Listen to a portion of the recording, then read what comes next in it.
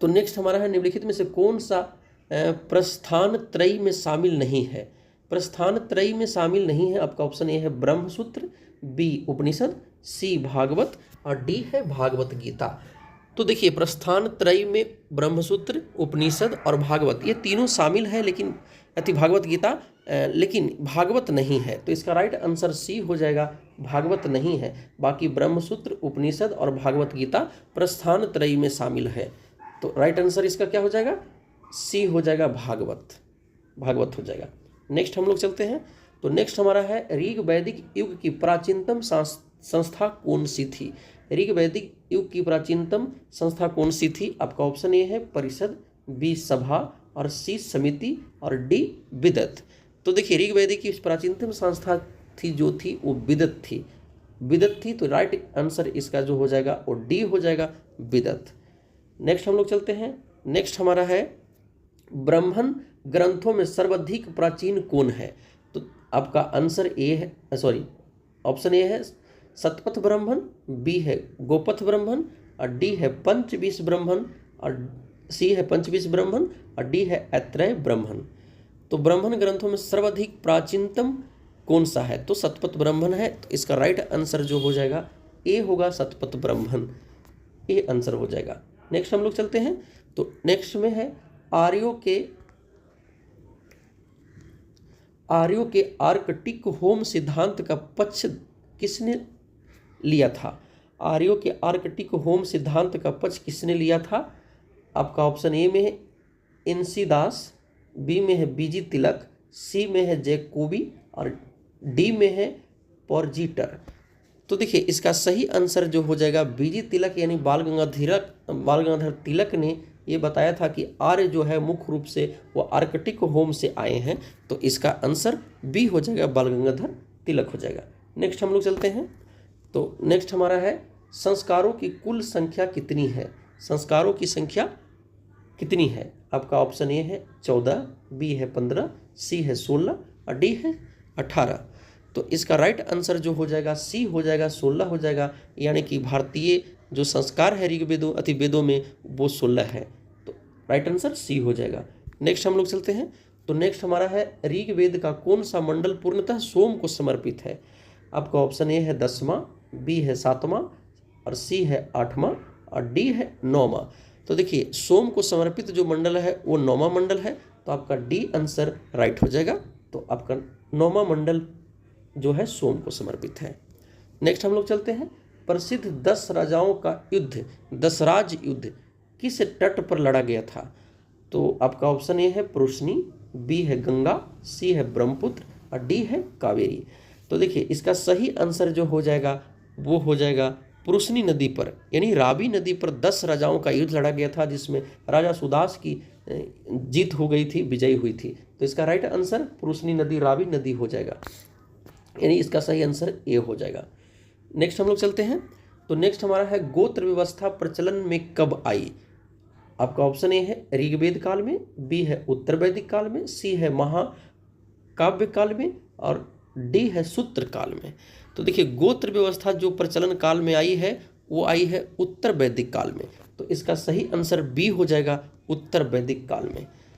ठीक है, नेक्स्ट हम लोग चलते हैं। तो नेक्स्ट हमारा है भारत के राज चिन्ह में प्रयुक्त होने वाले शब्द सत्यमेव जयते किस उपनिषद से लिए गए हैं। आपका ऑप्शन ए है इस उपनिषद से, बी बृहदारण्यक उपनिषद से, डी सी में आपका है मुंडक उपनिषद से और डी में है कठ उपनिषद से। तो देखिए इसका सही आंसर जो हो जाएगा वो होगा मुंडक उपनिषद से लिया गया है। तो सी आंसर इसका सही हो जाएगा, मुंडक उपनिषद से सत्यमेव जयते लिया गया है। नेक्स्ट हम लोग चलते हैं। तो नेक्स्ट हमारा है ऋग्वैदिक आर्यों का मुख्य व्यवसाय था। आपका ऑप्शन ए है शिक्षा, बी है व्यवसाय और सी है कृषि और डी है पशुपालन। तो देखिए ऋग्वैदिक आर्यों का मुख्य व्यवसाय जो था वो पशुपालन था। तो इसका राइट आंसर जो हो जाएगा डी हो जाएगा, पशुपालन। नेक्स्ट हम लोग चलते हैं। तो नेक्स्ट हमारा है 800 ईसा पूर्व से 600 ईसा पूर्व का काल किस युग से जुड़ा हुआ है। आपका ए है ब्राह्मण युग से, और बी है सूत्र युग से, और डी है रामायण युग से, रामायण युग से, और डी है महाभारत युग से।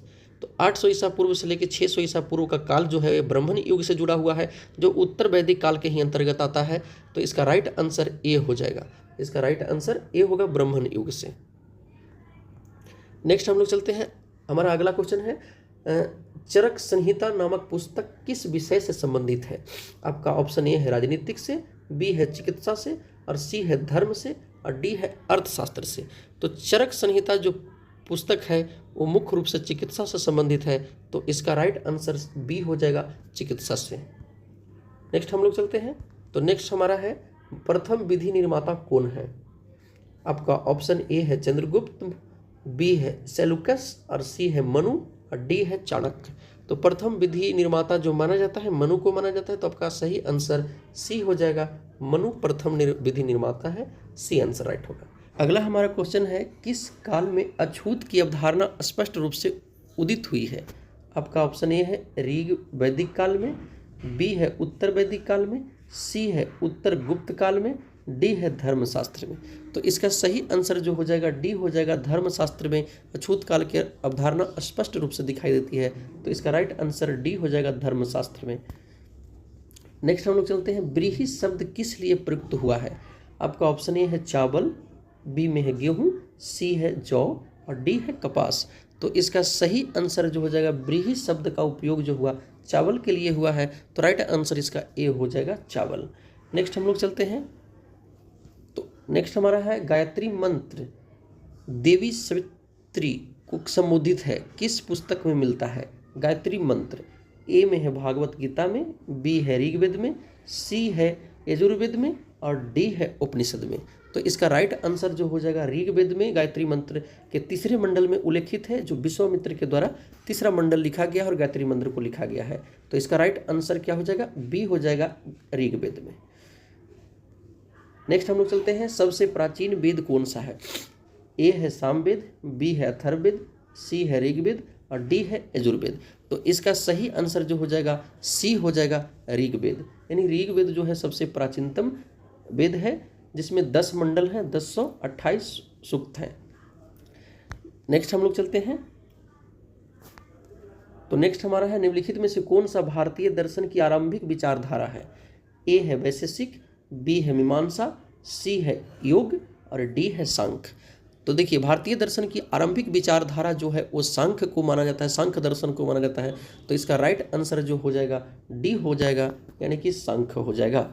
नेक्स्ट हम लोग चलते हैं, तो नेक्स्ट हमारा अगला क्वेश्चन है प्राचीनतम विवाह संस्कार का वर्णन करने वाला विवाह सूक्त किसमें पाया जाता है? विवाह सूक्त किसमें पाया जाता है? आपका ऑप्शन ए है ऋग्वेद में, बी है यजुर्वेद में, सी है सामवेद में, और डी है गृह सूत्र में। तो विवाह सूत्र का उल्लेख जो है ऋग्वेद में पाया जाता है, तो इसका राइट आंसर ए हो जाएगा, ऋग्वेद हो जाएगा। नेक्स्ट हम लोग चलते हैं, तो नेक्स्ट हमारा है ऋग्वेद में अघन्य बद्ध योग नहीं शब्द का प्रयोग किसके लिए किया गया है? किसके लिए प्रयोग किया गया है? बद्ध योग, यानी बद्ध नहीं किया जाए, है ना, उस किसके लिए प्रयोग किया गया है? ए ब्राह्मण के लिए, बी गाय के लिए, सी स्त्री के लिए, और डी पुरोहित के लिए। तो बद्ध अघन्य शब्द का प्रयोग गाय के लिए किया गया है, तो इसका राइट आंसर बी हो जाएगा, गाय।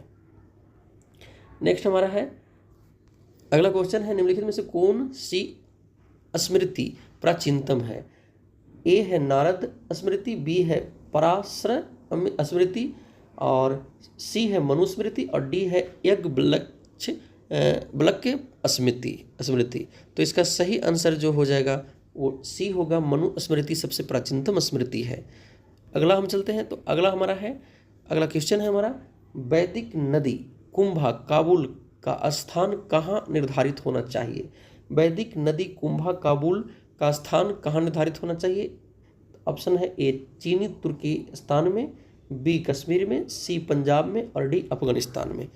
तो देखिए अफगानिस्तान में बहने वाली ये जो है काबुल नदी है ना, जो 700 किलोमीटर लंबी है। कुंभा नदी जो अफगानिस्तान से होकर के पाकिस्तान के सिंधु नदी में आकर के मिल जाती है, तो इसका राइट आंसर डी हो जाएगा, अफगानिस्तान में। नेक्स्ट हम लोग चलते हैं आरंभिक वैदिक साहित्य में सर्वाधिक वर्णित नदी है।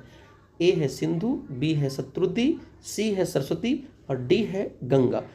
आरंभिक वैदिक साहित्य में सर्वाधिक वर्णित नदी, तो सबसे ज़्यादा वर्णन जो मिलता है वेदों में वो है सिंधु नदी का, तो आपका सही आंसर ए हो जाएगा सिंधु नदी। नेक्स्ट हम लोग चलते हैं, आर्य शब्द इंगित करता है। आर्य शब्द इंगित करता है, आपका ऑप्शन ए है भाषा समूह को, बी है श्रेष्ठ वंश को, सी है नृ जाति समूह को और डी है यायावरी जन को।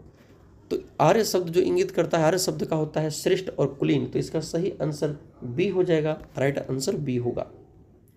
नेक्स्ट हमारा है, नेक्स्ट हम लोग चलते हैं, वैदिक समाज की आधारभूत इकाई थी। आपका ये 20 बी जन और सी कुल या कुटुंब और डी ग्राम। तो वैदिक समाज की आधारभूत इकाई जो थी वो कुल या कुटुंब को माना जाता था, तो आपका राइट आंसर सी हो जाएगा कुल या कुटुंब। नेक्स्ट हम लोग चलते हैं, नेक्स्ट हमारा है मनुस्मृति मुख्यतः संबंधित है ए कानून से, बी राज्य कार्य पद्धति से, सी अर्थशास्त्र से और डी समाज व्यवस्था से। तो मनुस्मृति मुख्यतः समाज व्यवस्था से संबंधित है, तो इसका राइट आंसर डी हो जाएगा समाज व्यवस्था से, डी इसका सही आंसर हो जाएगा। तो दोस्तों उम्मीद करता हूं कि आप लोग को पसंद आया होगा। यदि पसंद आए तो वीडियो को लाइक करें, शेयर करें, कमेंट करें, सब्सक्राइब करें। मिलते हैं अगले वीडियो में, धन्यवाद।